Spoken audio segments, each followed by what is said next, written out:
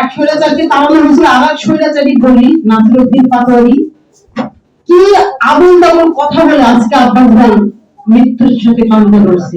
আমরা তার সুস্থতা কামনা করছি। এইরকম শুধু নাসিরউদ্দিন পাটোয়ারি নয়, জুলাই আন্দোলনের পর যারাই ভালো একটা জায়গায় বসানো হয়েছে, তাদের টার্গেটই ছিল কিছু উচ্চ রক্তের বাজে কথা বলে ভাইরাল হওয়া। সেটা বিএনপির বিরুদ্ধে হোক, যে বিএনপির বিরুদ্ধে বললে আমরা ভাইরাল হবো।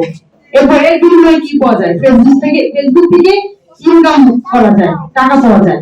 তো ওদের ফোকাস যে একটা সরকার প্রধান সরকারি দলের থেকে, তখন তো সরকারি ছিল ওরা, তাদের মেন্টালিটি যখন আসে যে আমরা যা খুশি তাই বলতে পারি ফেসবুকের মাধ্যমে, সোশ্যাল মিডিয়ায়, বিনিময়ে আমরা টাকা ইনকাম করবো।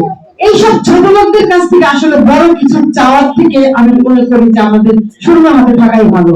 আসলে মানুষ অনেক আশা করেছিল তাদেরকে দিয়ে, তারা হয়তো তার সন্তানের মতো। একটা মায়ের সন্তান যখন কবরে, তখন তো চিন্তা করেছিল যে হাসনাত, নাহিদ, সার্জিস, আসিফ ভুইয়া, নাসিরউদ্দিন পাটোয়ারি বা হান্নান মাসুদ যারাই আছে, অনেকের নাম বলতে পারছি না, তো এরা আমাদের সন্তানের প্রতিনিধি।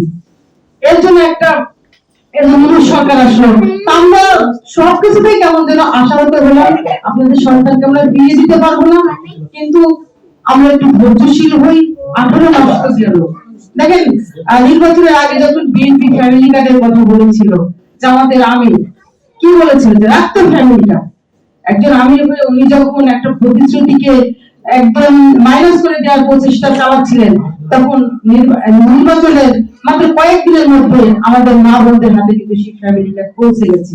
আজকে একটা নিউজ ছিল, যেটা হলো ইমাম মুয়াজ্জিনদের একটা ভাতার ব্যবস্থা করার কথা ছিল, সেটাও কিন্তু তারেক রহমান করেছে।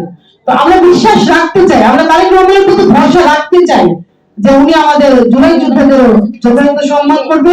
সাধারণ রহমান আপা বললো যে 1000 ভোট জুলাই সংগঠন, আমি বলি আরো বেশি জবাবদিহির জায়গাটা থাকলো। আসলে 17 বছর জবাবদিহির জায়গা না থাকতে না করতে করতে মানে আমরা কেমন একঘেয়েমি হয়ে গেছিলাম। এখন মনে করে যে কোন সরকার আসলে তার সরকার ফেরেশতা হয়ে যাবে, তাকে নিয়ে কিছু বলতে পারবো না।